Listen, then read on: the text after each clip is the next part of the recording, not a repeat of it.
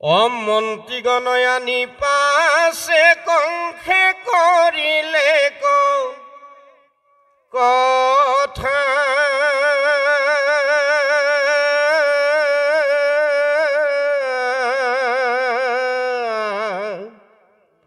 যোগমায়া কহিলা যতে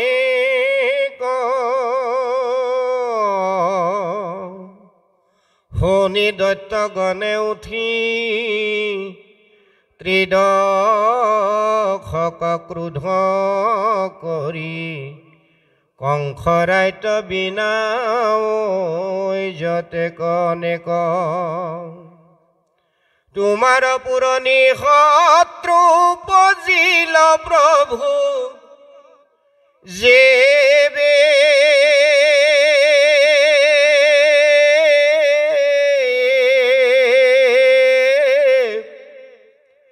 আজ্ঞা কৰা পৃথিৱী বিচাৰো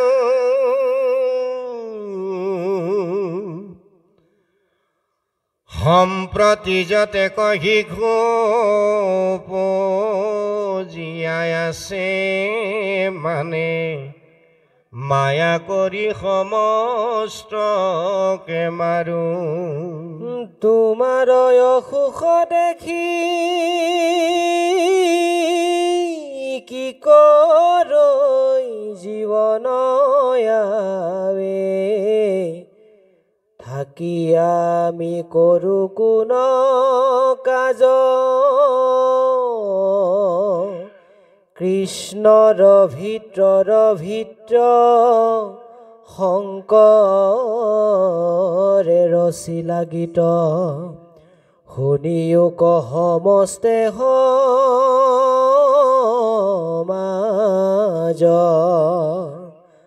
সংসাৰ সাগৰ ঘূৰ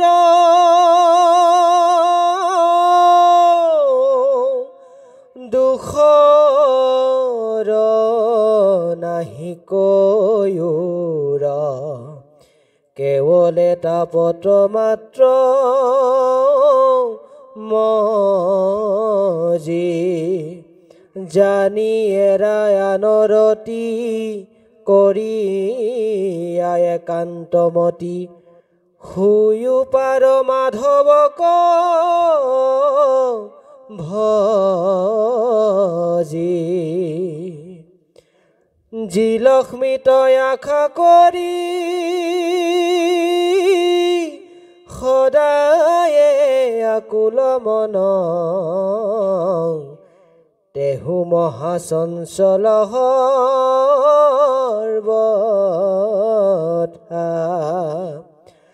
বিষয়ত যত সুখ অন্তত সমস্তে দুখ তাক যত্ন কৰি মৰা বৃথা হীৰাম যিটো শৰীৰৰ অৰ্থে অনেক প্ৰবন্ধ কৰি ইও মহাপদৰ ঘৰ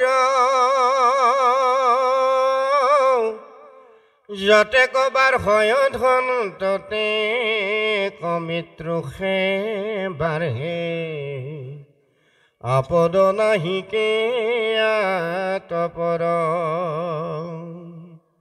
যতে আশ্ৰয় লোক সবাৰ আগত হো দুখময় সকল সংসাৰ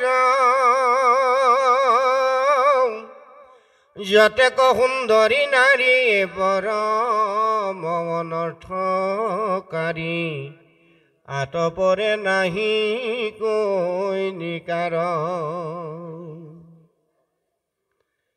হীৰা মানুযত মনোৰথ পৰম দুৰ্ঘোৰ পথ তথাপিতো তাতে মাত্ৰ ৰতি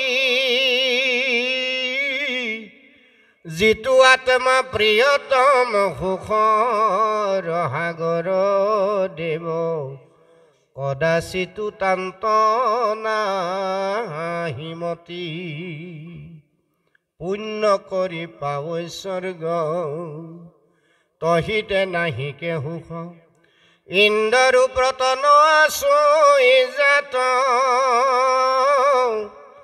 অনেক তপস্যা কৰি যদি ব্ৰহ্ম লোক পাওঁই তহিতো কালৰ নেৰাই হাত মিখেয়াতি মহাকষ্ট নিজ কৰ্মে হুই নষ্ট কৃষ্ণ কথা নপখৈ কৰ্ণত কৃষ্ণৰ ভকতি এৰি য়ানত বিশ্বাস কৰি মৰৈ ঘূৰ যাতনা তাপত চাৰি বেদ 14 শাস্ত্ৰ সবাৰুৱে শিষে তত্ত্ব মুখ্য ধৰ্ম হৰি গুণ নাম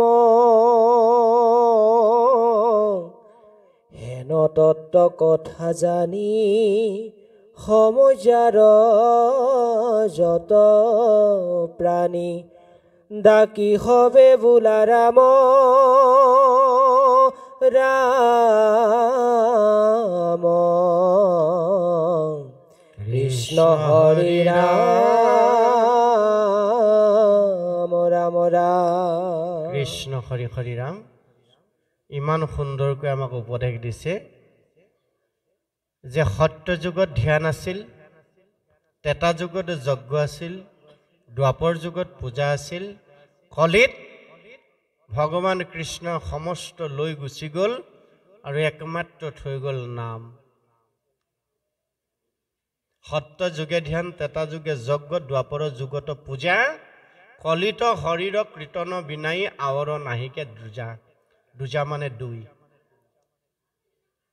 দ্বিতীয় আৰু নাই একমাত্ৰ মূল সাৰ বস্তু হ'ল ভগৱন্তৰ নাম কৃষ্ণৰ লগত সমস্ত ধৰ্ম গুচি গ'লা একস্থান হৈয়া হৰি নাম মাত্ৰ ৰৈলা এতেকে নামত সমস্ত পুণ্য পাই জানি হবে ফুৰা হৰি গুণ গায় এই কথাবোৰ আমি আজি 550 বছৰৰ আগৰ পৰা পাই আহিছো শুনি আহিছো পঢ়ি আহিছো নাইনে বাৰু আজি কি পালো গুৰুসকলে আমাক 550 বছৰ আগতে দিলে গুৰুৰু গুৰু পৰম গুৰু জগত গুৰু বুলি আমি কওঁ শ্ৰীমন্ত শংকৰদেৱ আমাৰ মত্যৰ তথাকথিত যিমান সকল আমি গুৰু আছো সেই গুৰুসকলৰ ভিতৰত শ্ৰেষ্ঠটো শ্ৰেষ্ঠ পৰম গুৰুজনে হ'ল শ্ৰীমন্ত শংকৰ এতিয়া আমি শ্ৰীমন্ত শংকৰদেৱক গুৰু মানিবলৈ বহুতে হয়তো টান পাওঁ সেইজন গুৰুৱে 550 বছৰ আগতে আমাক দি থৈ গ'ল আৰু কৈ থৈ গ'ল যে আগৰ সত্য যুগৰ যি ধৰ্ম আছিল তেতা যুগৰ যি ধৰ্ম আছিল যি কৰ্ম আছিল দ্বাপৰ যুগৰ যি ধৰ্ম আৰু কৰ্ম আছিল সমস্ত কৃষ্ণ বৈকুণ্ঠী হোৱাৰ লগে লগে সেইবিলাক লৈ গুচি গ'ল একমাত্ৰ থৈ গ'ল কি তেওঁ নাম সেই নামত যিসকলে আশ্ৰয় কৰিছে নামতেই কলিযুগত অনায়াসে জীৱই পৰম মুক্তি লাভ কৰিব পাৰে তাৰ উদাহৰণ কৃষ্ণ প্ৰসৱৰ আগতেই গুৰুজনে আমাক পদচন্দে বৰ সুন্দৰভাৱে কৈলে যতবোৰ দেখা হৈছে যতবোৰ শুনা হৈছে সমস্ত মায়াৰ যত দেখা শুনা মানে মায়াময় নিৰন্তৰ সকলো মায়াৰে আবৃত ভগৱন্তই কৈছে যিমানবোৰ দেখিছা শুনিছা হ'ব মায়াময় স্বপ্ন হম মুখ জানি দূৰ কৰা মতে ভ্ৰম জিজ্ঞাসু মনটো সঠিক কৰিবলৈ হলে দেহটো পবিত্ৰ কৰিবলৈ হলে বাক্যবোৰ অমৃতময় কৰিবলৈ হলে পবিত্ৰ দেহ পবিত্ৰ বাক্য আৰু পবিত্ৰ মনৰ যোগেদি ঈশ্বৰ প্ৰাপ্তিৰ পথত আৰোহণ কৰিবলৈ হলে বাকি সমস্তবিলাক কিন্তু আমি ত্যাগ কৰিব লাগিব সিদ্ধান্ত দিলে ইয়াত আমাক যে সেই সিদ্ধান্তখিনিকে আমি আপোনালোকৰ আগত দাঙি ধৰিব খুজিছোঁ যে মায়াৰ ৰচনা পুত্ৰ ভাজ্যা ধনজন জানি হবে তেজী ভজা কৃষ্ণৰ চৰণ আমি যদি পোনে পোনে অৰ্থটো লৈ লওঁ যে পুত্ৰ ধন টকা পইচা এইবোৰ আমাৰ সকলো মায়া এইবোৰ ত্যাগ কৰি থৈ ঈশ্বৰক ভজিবলৈ কৈছে এইটো কিন্তু নহয় একেখাৰে যদি আমি পোনে পোনে ধৰি লওঁ সেইটো কিন্তু নহয় যে বিষয়তে থাকি সুখে সংসাৰক তৰা এই বিষয়খনৰ মাজতে থাকিব লাগিব কাৰণ ভগৱন্তৰ সৃষ্টিয়ে হ'ল বিষয় সৌন্দৰ্য কৰা আমাৰ সৃষ্টি কিহৰ কাৰণে আমাৰ সৃষ্টিৰ হৈছে আমি সৃষ্টি কৰিবৰ কাৰণে এইকাৰণে ভগৱন্তে আমাক সৃষ্টি কৰিছে আমাৰ যোগেদি সংসাৰখন সুন্দৰ কৰিবৰ কাৰণে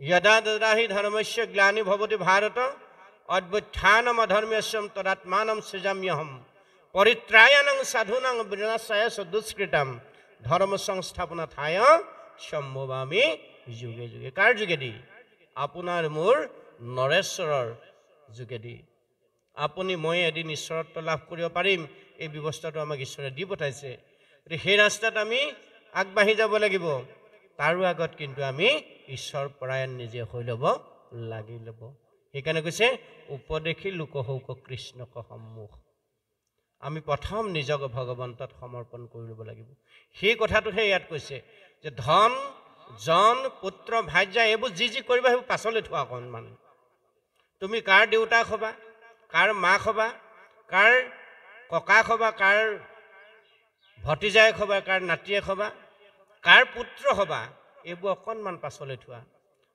প্ৰথম মানুহ ৰূপে যে সংসাৰলৈ আহিলা ঈশ্বৰৰ পৰম বল্লভ হৈ লোৱা তেনে উদাহৰণ ভাগৱতত আমি ধেৰ পাম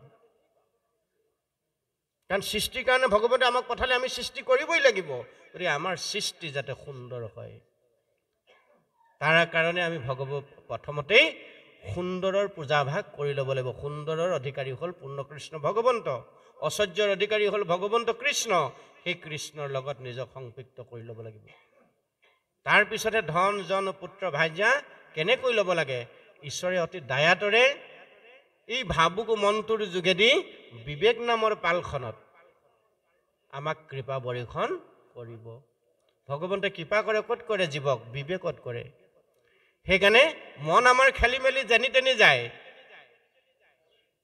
বিবেক হ'ল জ্ঞান আমাৰ গৰখীয়া আনিব ঘূৰাই এতিয়া বিবেকৰ লগত যদি আমি মন সংযোগ কৰি দিব পাৰোঁ তেতিয়াহ'লে আমাৰ কেতিয়াও সৃষ্টিত ব্যাঘাত হ'ব নোৱাৰে যিটো কথা আমি বহু আগতেই জানিব লাগিছিল যিবোৰ জনা আমাৰ বহু পলম হৈ গ'ল অন্তত আমাৰ উঠি অহা যুৱ প্ৰজন্মৰ যাতে সেই খেলি মেলিটো নালাগে সৃষ্টিখন যাতে তেওঁলোকৰ সুন্দৰ হয় বিষয়ভোগ যাতে তেওঁলোকে ঈশ্বৰৰ আজ্ঞা অনুসাৰে কৰিব পাৰে ইয়াৰ কাৰণে প্ৰথমতে আমি নিজক প্ৰস্তুত কৰি ল'বলৈ কৈছে সেইকাৰণে ইয়াত ক'লে এইবোৰ নকৰাকৈ যদি আমি আগবাঢ়ি গৈছোঁ কেৱল মাত্ৰ এই মায়াৰ ৰচনাহে আমি কেৱল মাত্ৰ মায়াতে থাকিব পাৰিম মায়াৰ পৰা ভক্তি দিশলৈ আমি কেতিয়াও আহিব নোৱাৰোঁ গতিকে নভবা নচিন্তাকে কামবোৰ কৰাৰ কাৰণে নভবা নিচিন্তাকে জীৱনটো লৈ যোৱাৰ কাৰণে শৃংখলিত নহয় উশৃংখল জীৱন যাপন কৰাৰ কাৰণে আমি সমস্তৰে কি হৈছে বুলি কৈছে মায়াৰ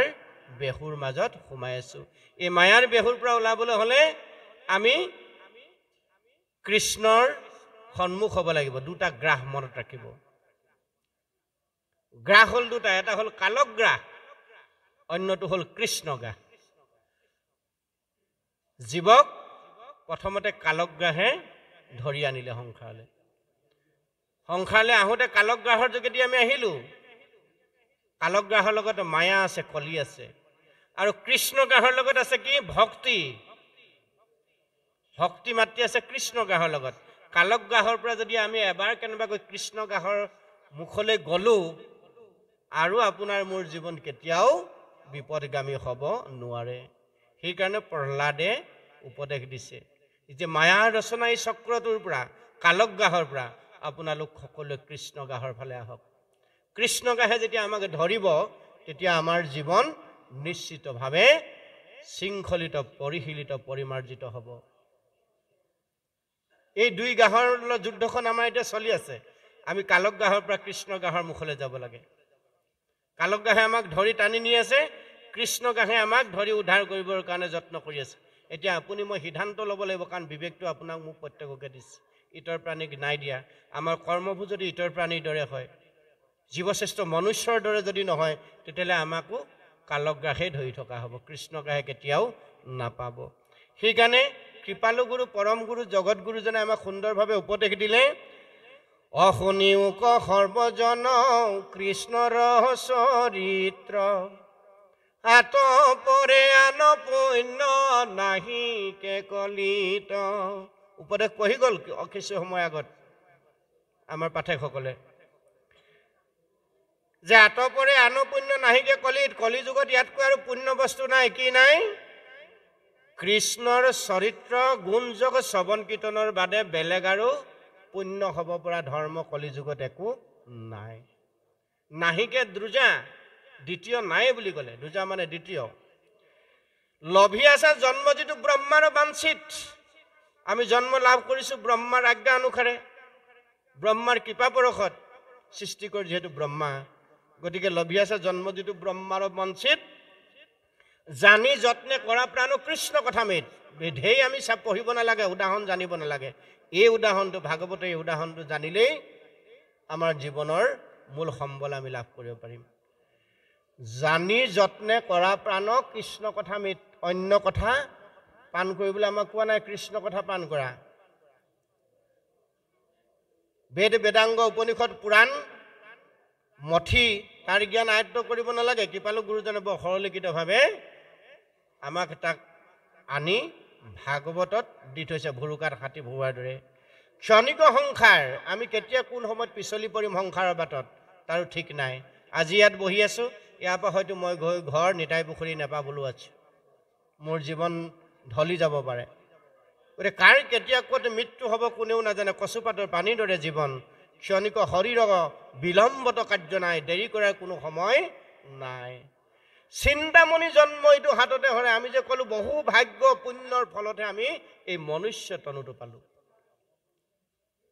আমাৰ অজস্ৰ পুণ্য হৈছিল আমি আমাৰ জীৱন কমোন্নতি কৰি কৰি কৰি কৰি কৰি কৰি আনি 84 লক্ষ জনী বাগৰি বাগৰি আহি ভাৰতবৰ্ষৰ পূব প্ৰান্তৰ অসমত কলি যুগত মনুষ্য জন্ম পালোঁ এইটো আমাৰ পৰম সৌভাগ্য এইটো দেৱৰো দুৰ্লভ গতিকে এই জন্মটো হ'ল চিন্তামণি জন্ম হাততে পায় বাটতে তাক নেহেৰুৱাবা কৃপালু গুৰুজনে উপদেশ দিছে ধন জন জীৱন যাই বেক একতিলে নাহিকে চেতন কাল অজগৰে গিলে এই কালগ্ৰাহটো যে কথা কৈ আছে কালগ্ৰাহটোৰ যোগেদি আহি আহি কালগ্ৰাহৰ ভিতৰলৈ আমি ক্ৰমান্বয়ে সোমাইহে গৈ আছোঁ ওলাব চাই কৃষ্ণ গ্ৰাহৰ কাষলৈ আমি আগবাঢ়ি যাব লাগে 100 বছৰীয়া জীৱনটোত আমি কিন্তু কালগ্ৰাহৰ ভিতৰলৈহে গৈ আছোঁ কেৱল মাত্ৰ লাগে মোৰ হওক মূৰৰ পাছে পাছে গৈ আছোঁ সেইকাৰণে কৈছে নাহিকে চেতন কাল অজগৰে গিলে ধন জন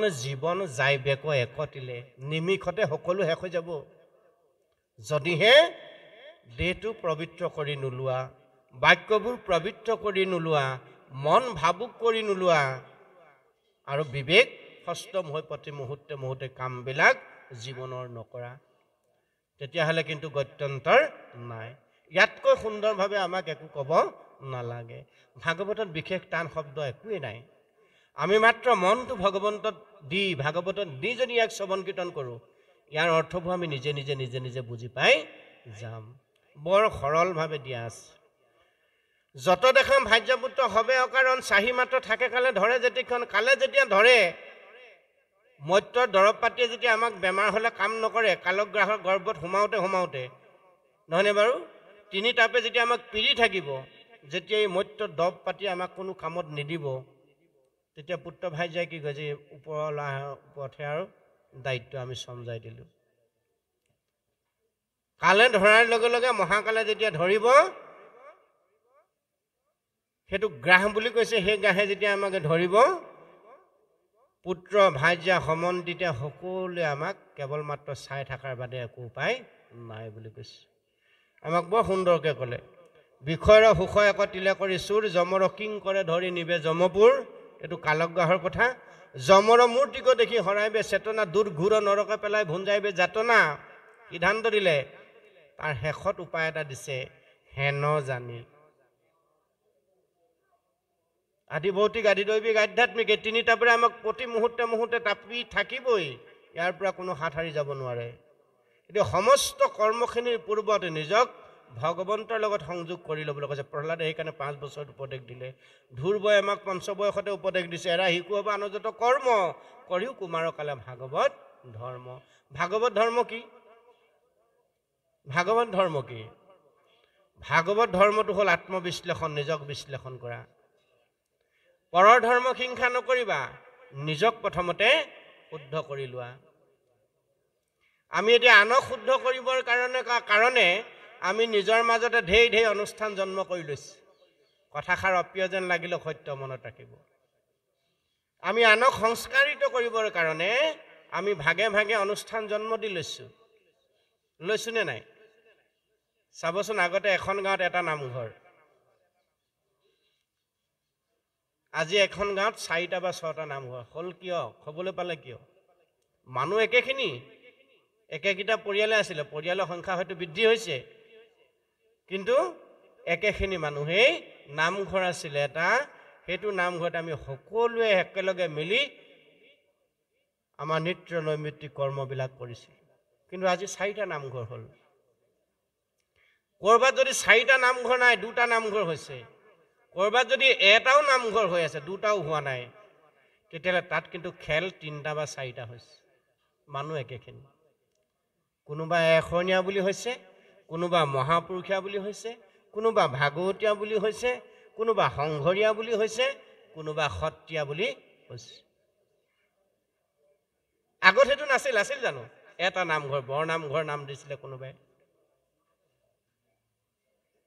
মানুহ একেখিনি হয় নহয়? সেই আগত অহা গাঁওখন প্ৰতিষ্ঠা কৰা মানুহখিনিৰ মাজৰ পৰা আমাৰ কেইটা বংশ আছে বোলে? 6টা বা 8টা বংশৰ মানুহ আমি আছোঁ এখন গাঁৱৰ। সেই 6টা বা 8টা বংশৰ মানুহে আমাৰ সুন্দৰ গাঁওখন। কিন্তু আমাৰ মাজত এতিয়া ভাগ হোৱা সংখ্যাটো বাঢ়িল। কাৰণটো কি? প্ৰকৃততে গুৰুজনে দিয়া আদৰ্শ চিন্তাৰে আমি ভাগৱত ধৰ্মটো হয়তো আমাৰ জীৱনত সঠিকভাৱে আমি পালন কৰি যাব পৰা নাই। সঠিকভাৱে ইয়াৰ তত্ত্বটো চাগে আমি উপলব্ধি কৰিব পৰা নাই, যাৰ কাৰণে আমাৰ মাজত ইমান কেইখন সমাজ সৃষ্টি হ'ব লগা হ'ল। যাৰ কাৰণে একেখন গাঁৱতে এটা নামঘৰৰ পৰা গৈ 4টা নামঘৰ, 2টা নামঘৰ বা 4টা বা 6টা বা 8টা খেল হ'ব লগা হ'ল। এতিয়াও 8খেলীয়া নামঘৰ আছে, নাই জানো? কিহৰ কাৰণে? তাৰ 8টা খেল আছে। আমাৰ গাঁৱতো তাৰ শিপাবিলাক বাঢ়ি গৈ আছে। মানুহ কিন্তু একেখিনিয়ে। চাব, যেতিয়ালৈকে ভাগৱত ধৰ্মটো আমি নিজেই অনুভৱ কৰিব নোৱাৰিম, বুজিব নোৱাৰিম, ই যদি আমাৰ সমাজ পৰিৱৰ্তনৰ ধৰ্ম বুলি আমি যদি ভাবি লৈছোঁ, ই সকাম খোৱা ধৰ্ম শাস্ত্ৰ বুলি যদি আমি ভাগৱত ধৰ্মটো ভাবি লৈছোঁ, তেতিয়াহ'লে কিন্তু নহ'ব। সেইকাৰণে কৈছে, হেন জানি কৃষ্ণৰ চৰিত্ৰ কৰা হাৰ, তেবেখে তৰিবা ঘূৰ সংসাৰ নিকাৰ, বিচাৰি শাস্ত্ৰত পাইবা এহিখে যুগুতি, কৃষ্ণৰ নামেহে সাধে ভুকুতি মুকুতি। একমাত্ৰ জীৱশ্ৰেষ্ঠ মনুষ্য তৰণ উপায় হ'ল ঈশ্বৰৰ নাম। ঈশ্বৰৰ নামৰ ব্যতিৰেকে কলিত আৰু একো নাই, সিদ্ধান্ত দিলে। এই ভাগৱতত থকা কাহিনীবোৰ কোন যুগৰ বাৰু? আমি যদি চাওঁ, ভাগৱতত থকা কাহিনীবোৰ কলি যুগৰ কাহিনী এটাও নাই ইয়াত, আছে জানো? কাৰণ কলি যুগত ভাগৱত সৃষ্টি হোৱা নাই। ইয়াত কাহিনী আছে আদি সত্য যুগৰ, সত্য ত্ৰেতা দ্বাপৰ যুগৰ কাহিনীবিলাক ইয়াত নিবন্ধ কৰা আছে। আমি কোন যুগৰ মানুহ? কলি যুগৰ। এতিয়া সত্য ত্ৰেতা দ্বাপৰত চলা ধৰ্মবোৰ কৃষ্ণ সকলো লৈ গুচি গ'লো বুলি কৈছে। সত্য যুগত ধ্যান আছিল, আজি আমাৰ সাধ্য আছে ধ্যান কৰিবলৈ। আমি 2 ঘণ্টা সময় আসনখনত, ভাগৱতৰ আসনখনত বহি থাকিব নোৱাৰো, আঁঠু কটকটাই কঁকাল বিষায়। বছৰ ধ্যান কৰিব পৰাকৈ আমাৰ ওচৰত সামৰ্থ্য আছে? নাই। কলি যুগৰ মলমতী লোকসকলে, কলিৰ লগত প্ৰভাৱান্বিত হৈ জন্মগ্ৰহণ কৰা জীৱবিলাকে এনেকুৱা ব্ৰত কৰিব নোৱাৰে। সেইকাৰণে সত্য যুগৰ ধৰ্মভাগ ভগৱন্ত কৃষ্ণই টোপোলা পাতি লৈ গ'ল। ত্ৰেতা যুগত আছিলে কি? যজ্ঞ। সম্ভৱ আজি যুগত আমি এটা যজ্ঞ সম্পাদন কৰাটো? তেনেকুৱা পুৰোহিত আছে যজ্ঞ মন্ত্ৰ উচ্চাৰণ কৰিব পৰাকৈ? যজ্ঞ এটাৰ কাৰণে যিমানবিলাক সম্বল লাগে, যিমান ব্ৰত পালন কৰিব লাগে, সিমান পালন কৰিব পৰা ব্যক্তি আমাৰ আছে। ঠাণ্ডা হ'লে আমি গাটোকে ধুবলৈ টান পাওঁ। উঠিব লাগে যদি আমি ৰাতি 3টা বজাত উঠো, 8টা বজাত, দিনৰ 8টা বজাত বেলি ওলাই যায়গৈ। স্নান কৰিব লাগে যদি দুগ্ধ স্নান, প্ৰাত স্নান আমি কৰোঁ, ষষ্ঠী স্নান। তেনেকুৱা জীৱবিলাকে আমি এই কলিযুগত যজ্ঞ সম্পাদন কৰিব পৰা উপায় আছে জানো আমাৰ? নাই। হেন জানি ভগৱন্তই যে কলিৰ মলমতি লোকে এনেকুৱা যজ্ঞ সম্পাদন যিহেতু কৰিব নোৱাৰে, এই ধৰ্মখিনিও ভগৱন্তই তেওঁৰ লগতে টোপোলা পাতিলে। দ্বাপৰত আছিল পূজা,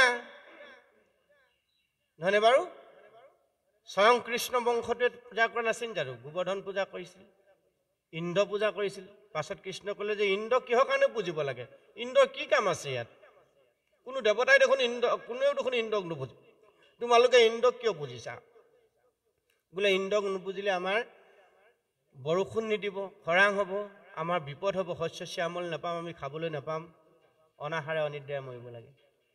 হেৰ' যদি ইন্দ্ৰক পূজা নকৰিলে বৰষুণ নিদিয়ে, তেতিয়াহ'লে পৰ্বতবোৰৰ ওপৰত ইন্দ্ৰইনো কিয় বৰষুণ দিয়ে? পৰ্বততো কোনোদিন ইন্দ্ৰ পূজা নকৰে। ইন্দ্ৰ পূজা যিসকলে কৰিলে তাত বৰষুণ দিব দিলে, পৰ্বত পাহাৰবোৰত কিয় বৰষুণ দিয়ে? যদি ইন্দ্ৰক পূজা নকৰিলেই অনাবৃষ্টি হয়, তেতিয়াহ'লে আজিৰ পৰা পিতা তুমি পৰ্বত পূজা কৰা, ইন্দ্ৰ পূজা বন্ধ কৰি দিয়া। তাৰপিছত গোবৰ্ধন পূজা আৰম্ভ হ'ল। গোবৰ্ধন পূজা কৰিলে কি হয়? পৰ্বতত তাত থকা গছ গছনিবিলাক থাকিলে জীৱবিলাক সষ্টম হৈ থাকিব। তাত থাকিলে আমাৰ গৰুবিলাকে খাবলৈ আহাৰ পাব। গতিকে পৰ্বতকে পূজা কৰা, ইন্দ্ৰক পূজা কৰাতকৈ। পৰ্বত পূজা, গোবৰ্ধন পূজা আৰম্ভ কৰিলে, ইন্দ্ৰ বিতুষ্ট হ'ল। তাৰপিছতো কেআঙুলিয়ে গোবৰ্ধন ধৰি সকলোকে ৰক্ষা কৰা নাই জানো? এই যিবোৰ তত্ত্ব ভাগৱতৰ এটা এটা কাহিনীৰ মাজত যিবোৰ তত্ত্ব সোমাই আছে, এই তত্ত্ববোৰ কিন্তু আমি উপলব্ধি কৰিব লাগিব। 7 দিন, 4 দিন, 2 দিন, বছৰছে বছৰ যদি আমি ভাগৱত পাঠো কৰি থাকোঁ, কামত নাহিব। ভাগৱতত থকা কথাবোৰ আমাৰ জীৱনৰ কথা। এই জীৱনৰ কথাবোৰ আমি এটি এটিকৈ আমাৰ জীৱনত অলংকাৰ হিচাপে ধাৰণ কৰিব লাগিব। সুৰটো ভাল কাৰণে আমি খুব ধুনীয়াকৈ পঢ়ি থাকিলে নহ'ব, হয়নে? ভাগৱত এনেদৰে আপুনি এখন নহয়, দুখন নহয়, 100খন নহয়, 1000খন ভাগৱত লাইন কৰি লৈ যদি আমি বছৰে বছৰে পঢ়ি থাকোঁ, তাৰ পৰা উপকাৰ নহ'ব। ভাগৱতৰ কথাবোৰ আমাৰ জীৱনৰ অমৃতদায়িনী মন্ত্ৰ হিচাপে আমি জীৱনত ধাৰণ কৰিবলৈ যত্ন কৰিব লাগিব। সেইকাৰণে কৈছে যে বিচাৰি শাস্ত্ৰত পাই বা আহিখে যুগুতি, যুগুতটো হ'ল জীৱৰ, যুগুতটো হ'ল সেইটো কৃষ্ণৰ নামে সাধে ভুকুতি মুকুতি।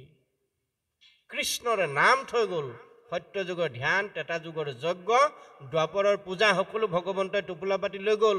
কৃষ্ণৰ লগতে সমস্ত ধৰ্ম গুচি গ'লা, একস্থান শুয়া হৰি নাম মাত্ৰ ৰৈলা। এতেকে নামতে সমস্ত পুণ্য পায়, জানি হবে ফুৰা হৰি গুণ গায়। আমাক সিদ্ধান্ত দিলে নাৰদে, সেইকাৰণে কৈছে হৰিৰ নামিব নামিব নামিব মম জীৱনং কলো নাস্তেব্য নাস্তেব্য নাস্তেব্য গতি অন্যতা। হৰিৰ নামেখে নামেখে নামেখে জীৱন আমাৰ কলিযুগে গতি আৰু নাই হাৰে সাৰ। নাৰদৰ পঞ্চৰাত্ৰ তন্ত্ৰ গ্ৰন্থত সুন্দৰভাৱে উল্লেখ কৰিছে। পদ্মপুৰাণৰ পৰা, স্বৰ্গখণ্ডৰ পৰা নাম বস্তু আনি, ভাগৱতৰ পৰা সথং লৈ, গীতাৰ পৰা এখন সানি, কৃপালু গুৰু শ্ৰীমন্ত শংকৰদেৱ, তেৰাৰ প্ৰপন্ন ভক্ত বয়াৰপুৰ মাধৱদেৱে আমাক শুদ্ধ সনাতন আদি সত্য যুগৰ শুদ্ধ ধৰ্ম এক শৰণ হৰি নাম ধৰ্ম কহু কৰো ৰাজা পৰকাশ গুৰু ভতিমাত সুন্দৰভাৱে দি থৈ গ'ল। আমাৰ ধৰ্মটোৰ নাম কি? আমি বহুতে আমাৰ ধৰ্মটোৰ বিষয়ে নাজানো। এক শৰণ হৰিনাম ধৰ্ম। কোনোবা অনুষ্ঠানৰ ধৰ্ম নেকি? সেইটো হ'ব নোৱাৰে। কোনোবা সংগঠনৰ ধৰ্ম নেকি? সেইটো নহয়, হ'ব নোৱাৰে। কাৰণ গুৰু ভতিমাত কৃপালু গুৰুৱে বয়াৰপুৰে লিখিছে যে এক শৰণ হৰি নাম ধৰ্ম কহু কৰো ৰাজ পৰকাশ। এক শৰণ হৰিনাম ধৰ্ম, এই হ'ল শুদ্ধ সনাতন ধৰ্ম, আদি সত্য যুগৰ শুদ্ধ ধৰ্ম, যিটো মাজতে দেৱতাসকলে কপট কৰিছিল। পুনৰ কলি যুগত কৃপালু গুৰুসকলে আহি আমাক সেই শুদ্ধ সনাতন ধৰ্মটো ৰূপান্তৰ কৰি মাত্ৰ একশৰণ হৰিনাম ধৰ্ম কৰি দিলে। গতিকে এইটো ৰজা ধৰ্ম, একমাত্ৰ কলিযুগৰ নাম ধৰ্মই শ্ৰেষ্ঠ ধৰ্ম। গতিকে সমস্ত দেৱধৰ্ম ত্যাগ কৰি, সমস্ত ধ্যান যজ্ঞ পূজা বাদ দি একমাত্ৰ ঈশ্বৰৰ নামতে আমি শৰণে পখিলে সেই নামে আমাক পৰম গতি দিব। আৰু তাৰ উদাহৰণ আপোনালোক ২ নং কাঠপৰাৰ এই পবিত্ৰ গুৰুগৃহ। কিহত আশ্ৰয় হৈছে? ভগৱন্তৰ নামতে। এই ভগৱন্তৰ নামৰ মাজত থাকোঁতে থাকোঁতে নামৰ ক্ৰিয়াই আমাক প্ৰত্যেককে পৰম ভকতিৰ পাত্ৰ কৰি তুলিব। ভকতি বুলি বেলেগ বস্তু নাই। হৰিনামে হৰিনামে হৰিনামে গতি, হৰিনামে ভকতৰে কেৱলে ভকতি। ৰাম নামে ৰাম নামে ৰাম নামে হাৰ, ৰাম নামে কৰি আছে জগতক উদ্ধাৰ। এতিয়া হৰিনাম আৰু ৰাম নাম, দুগুটি অক্ষৰ ৰাম নাম, অতি সুকোমল পৰম মংগল, সবে মনোৰথ পুৰে। ভগৱন্তৰ নিৰ্গুণ নাম হ'ল 4 ভাগ, 2টা আখৰযুক্ত। বাকী আমি যিমানবোৰ গাইছোঁ সমস্ত গুণনাম। এতিয়া নিৰ্গুণ নাম হ'ল 4 ভাগ, কৃষ্ণ বিষ্ণু হৰি আৰু ৰাম। এই গুণনামৰ যোগেদি নিৰ্গুণত আশ্ৰয় কৰিলে জীৱৰ মুকুতি হয়। সেইটোকে ভাগৱতে ৰাস্তাটো দেখাইছে। মহাভাগৱত মাহ প্ৰসাদ খোৱা শাস্ত্ৰ নহয়, কীৰ্তন দশম ঘোষা ৰত্নাৱলী মাহ প্ৰসাদ খোৱা শাস্ত্ৰ নহয়, জীৱতৰণৰ সোপান আছে তাত। গতিকে এই দাপোনখন চাই আমি আমাৰ ভিতৰৰ ছবিটো উপলব্ধি কৰিব লাগিব। যেনেকৈ চানেকি ছায়াসকলে সুন্দৰ সুন্দৰ ফুল বাচে, গতিকে আমাৰ জীৱন চানেকিখন চাই আমি জীৱনৰ ফুল বাচিবৰ কাৰণে কীৰ্তন দশম ঘোষা ৰত্নাৱলী গীতা ভাগৱত আজি 550 বছৰ আগতে কৃপালু গুৰুজনে আমাক দিলে। গতিকে সেই ধাৰাৰে আমি যাবলৈ যত্ন কৰিব লাগিব। তেওঁ এশনীয়া হওক, তেওঁ সত্ৰীয়া হওক, তেওঁ বামুণীয়া হওক, তেওঁ মহাপুৰুষীয়া হওক, তেওঁ ভাগৱতীয়া বুলি কওক, তেওঁ সংঘৰীয়া বুলি কওক, যেই নকওক, সকলো আমি এক ঈশ্বৰৰ সন্তান মনত ৰাখিব। মানুহ অমিতস্য পুত্ৰ, অমিতৰ সন্তান। ঈশ্বৰে মানুহক এনেই সংসাৰলৈ পঠাই দিয়া নাই। ইয়াত আমি ভাগ ভাগ হ'বৰ কাৰণে, ভাগে ভাগে বেনাৰ ভকতি কৰিবৰ কাৰণে ঈশ্বৰে আমাক পঠিয়াই দিয়া নাই। আমাক দিছে যে শুদ্ধ সনাতন ধৰ্ম, ভাগৱত ধৰ্ম। ভাগৱতত দিছে সেই ধৰ্ম কি? সেই ধৰ্ম আচৰণ কৰা, সকলো একমুখী হোৱা, সৌধ পাতি সাধু সং তৈয়াৰ কৰি এক কৃষ্ণদেৱ নাম লোৱা, ভাগৱত 2য় স্কন্ধত কৈছে। সেইকাৰণে কৈছে কলিৰ পৰম ধৰ্ম জানা হৰিনাম। এইবোৰতো আজিকালি লিখা কথা নহয়, 500-600 বছৰ আগতে লিখি থৈছে আৰু সদায় আমি পঢ়ি আছো। তাৰমানে কথাটো কি আমি বুজি নাপাওঁ নে? শংকৰে ৰচিলা ডাকি বোলা ৰামায়ণ। কলিৰ পৰম ধৰ্ম কি? নাম। যাগ যজ্ঞ পূজা সেৱা তাৰমানে ভগৱন্তই লৈ গ'ল। এতিয়া নাম আমি প্ৰত্যেকে আচৰণ কৰোঁ, আমাৰ মাজত কিয় ভাগ ভাগ হ'ব লগা হ'ল? নাম লোৱাৰ পৰিকল্পনাটো, পৰিৱেশটো, পৰিকল্পিত যিটো পৰিকল্পনা, সেইটো হয়তো কাৰোবাৰ হীন দেৰি হৈ আছে। আমি তাক সংশোধন কৰি ল'লেই হ'ল। তাৰ কাৰণে আমি আকৌ ভাগ ভাগ হ'ব লগা কিবা আছে জানো? সেইকাৰণে কীৰ্তনত গুৰুজনে আমাক বৰ বেয়াকৈ গালি পাৰি থৈছে। জানিলে গুৰুজনে যে মই এই মহাসম্পদবোৰ অসমীয়া জাতিক দি থৈ গৈছোঁ, যদিও এই জাতিৰ মাজতে ভাগ ভাগ হৈ মোৰ শুদ্ধ সনাতন ধৰ্ম সঠিক দিশৰ পৰা ব্যভিচাৰী দিশে গতি কৰিব, যিটো আমাৰ মাজত হ'ব নালাগিছিল। পৃথিৱীৰ অন্য দেশে গুৰুজনক পোৱা নাছিল, আমি অসমৰ লোকসকলে পাইছিলোঁ। যিজন গুৰু জগত গুৰু, যিজন গুৰুৱে ঘোষণা কৰিলে উদাত্তস্বৰে ভাগৱত 2য় স্কন্ধত, উবানৰ লোক হৰি ভজিও ক ধৰাইটো উপদেশ, এৰা আলজাল জীৱা কতকাল জৰা ভল্য প্ৰৱেশ। উবানৰ লোক বুলি কোনজন গুৰুৱে ক'ব পাৰে? চৈতন্যদেৱে কৈছে নে ৰামানুজে কৈছে? শংকৰাচাৰ্যে কৈছে? কোনেও কোৱা নাই। আমাৰ কৃপালু গুৰু জগত গুৰু জনাই কৈছে, পৰম গুৰু জনাই কৈছে যে উবানৰ লোক, যে পৃথিৱী মণ্ডলত যিমান মানুহ আছে সকলো মানুহক উদ্দেশ্যি কৈছে সন্দিকৈ জাতিটোক কোৱা নাই, গগৈক কোৱা নাই, চুতীয়াক কোৱা নাই, কলিতাক কোৱা নাই, শইকীয়াক কোৱা নাই, বৰাক কোৱা নাই, মহন্ত গোস্বামীক কোৱা নাই। ভাগে ভাগে কি বুলি ক'লে? উবানৰ লোক, সেইৰা মনুষ্যসকল। হৰি ভজিও, হৰিক ভজা, ধৰা ইটো উপদেশ, এটাই মাত্ৰ উপদেশ, সেইটো কি? এৰা লজাল। এই বুজে বিথিং বাথাংবোৰ, ধ্যান ধাৰণা তপ ব্ৰত এইবোৰ আলজাল, এইবিলাক ত্যাগ কৰা। কলিযুগৰ ধৰ্ম নহয়। জীৱা কতকাল, কেইদিন জীয়াই থাকিবা? জৰা ভল্য প্ৰৱেশ, দেহাৰ অৱক্ষয় আহিছে, ইফলীয়া হবা। যদিও 100 বছৰীয়া জীৱন দিছিলো, 50 বছৰ শুই থাকোঁতেই গ'ল, 10 বছৰ ধন উপাৰ্জন কৰোঁতে গ'ল, 20 বছৰ বিষয় ভোগ খেলা ধূলা কৰোঁতে গ'ল, 50ৰ আধাটো শুই থাকোঁতে গ'লে, 100 আধাটো শুই থাকোঁতে গ'লে কিমান পালোঁ আমি? 50 বছৰ। 50 বছৰ 10 বছৰ ধন উপাৰ্জন কৰিবলৈ গ'লগৈ, নহয়নে বাৰু? 20 বছৰ বিষয় ভোগ খেলা ধূলাত গ'ল, 30 বছৰ গ'লে, 50ৰ ভিতৰত থাকিলে 20 বছৰ। বৃদ্ধকালে বয়স ভৈল কিমান? বৰিষ বিংশতি, 20 বছৰ আমি লাভ কৰিলোঁ। একো কাৰ্য সাধিবাক নাহিকে শপতি। কাৰণ কাণে নুশুনা হৈ আহিছে, চকুৱে নেদেখা হৈ আহিছে, মনৰ স্মৃতি শক্তি নাইকিয়া হৈ আহিছে, নহয়নে বাৰু? গতিকে সকলো ফালৰ পৰা আমাক জৰা ৰোগে ধৰিছে। এই 20 বছৰ সময় যদি আমি খুব সুন্দৰভাৱে হৰি উপাসনা কৰিম বুলি ভাবোঁ, পাৰিম জানো? সম্ভৱ নহয়। সেইকাৰণে ভাগৱত হ'ল আত্মবিশ্লেষণ গ্ৰন্থ। ইয়াক বিশ্লেষণ কৰিবৰ কাৰণে প্ৰহ্লাদৰ কাহিনী ইয়াত সংযোগ কৰিছে, ধ্ৰুৱৰ কাহিনী সংযোগ কৰিছে। ক'ৰ কাহিনী এইবোৰ? কলিযুগৰ কাহিনী জানো? নহয়, আগৰ কাহিনী। গতিকে কি উপদেশ দিলে তাহানি যুগৰ পৰা আমাক? এৰা শিশু হ'ব আনজত কৰ্ম কৰিও কুমাৰকালে ভাগৱত ধৰ্ম। কুমাৰকাল কোনটো? আপুনি মই যেতিয়া যৌৱনৰ দুৱাৰদলিত ভৰি দিম, শিশু কালটো আমাৰ পাৰ হৈ যৌৱনৰ দুৱাৰদলিত ভৰি দিওঁতে কুমাৰকাল বুলি কৈছে। যে ছোৱালী এজনী কুমাৰী হ'ব হ'ল, কুমাৰী মানে যৌৱন। আমাৰ কুমাৰকাল বুলি ক'লে আমি যৌৱনৰ দুৱাৰদলিত ভৰি দিওঁতে, যেতিয়া নিজৰ বিবেকটো অকণমান চিন্তা কৰিব পৰা হওঁ। আগডোখৰলৈকে পিতৃ মাতৃ দদাই কথা শুনি থাকোঁ, যেতিয়া বিবেকটোৱে অকণমান নিজক বুজিবলৈ অনুভৱ কৰিবলৈ আমাক কৈ দিয়ে, সেইটোৱে হ'ল যৌৱনকাল। যৌৱনৰ দুৱাৰদলিত ভৰি দিলে ল'ৰা ছোৱালীয়ে লাহেকৈ মাক দেউতাকৰ কথাৰ বিপৰীতে নিজৰ চিন্তাৰে আৰম্ভ কৰে। সেইখিনি সময়তে কেনেবাকৈ যদি আমি ঈশ্বৰমুখী ল'ৰা ছোৱালীক কৰি দিব পাৰোঁ, পৰৱৰ্তী জীৱনটো তেওঁৰ পাছত আমি লাগি থাকিব নালাগে।